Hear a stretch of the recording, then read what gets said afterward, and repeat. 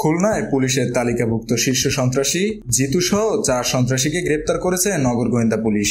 মঙ্গলবার সকালে নগরীর সঙ্গীতা সিনেমা হলের সামনে থেকে তাদের গ্রেপ্তার করা হয়। গ্রেপ্তার ব্যক্তিরা হলেন তালিকাভুক্ত শীর্ষ সন্ত্রাসী সাকিবুর রহমান ওরফে জিতু, জাহাঙ্গীর হোসেন মিয়া, শাওন ও সোহেল রানা ওরফে উজ্জ্বল শেখ।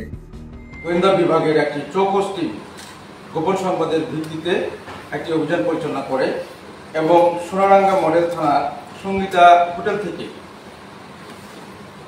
তালিকাভুক্ত সন্ত্রাসী শীর্ষ সন্ত্রাসী 4 জন শীর্ষ সন্ত্রাসীকে গ্রেপ্তার তারা করে।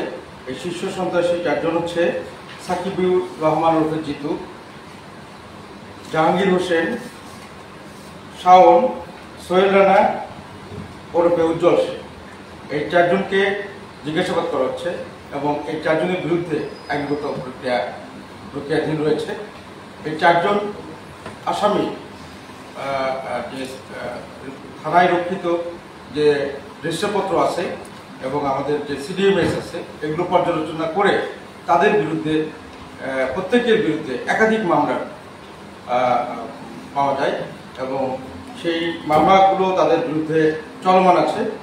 যেমন সন্ত্রাসী জিতুর বিরুদ্ধে হত্যা, ডাকাতি, দস্যুতা, চাঁদাবাজি, বিস্ফোরক আইন, দ্রুত বিচার আইন, বিশেষ ক্ষমতা আইন, নারী শিশু নির্যাতন দমন আইন এবং মাদক মামলা সহ মোট 14টি মামলা তার বিরুদ্ধে চলমান রয়েছে।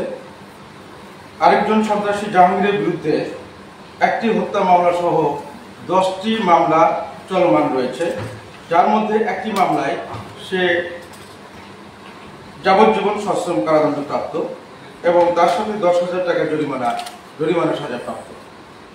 আর আরেক শিশু সন্ত্রাসী শাওনের বিরুদ্ধে 2টি হত্যা মামলা সহ মোট 6টি মামলা চলমান রয়েছে। সোহেলের বিরুদ্ধে বিভিন্ন অপরাধের 9টি মামলা তথ্য আমরা সিডিএমএস এবং অন্যান্য রেজিস্ট্রারপত্র পর্যালোচনা করে পেয়েছি।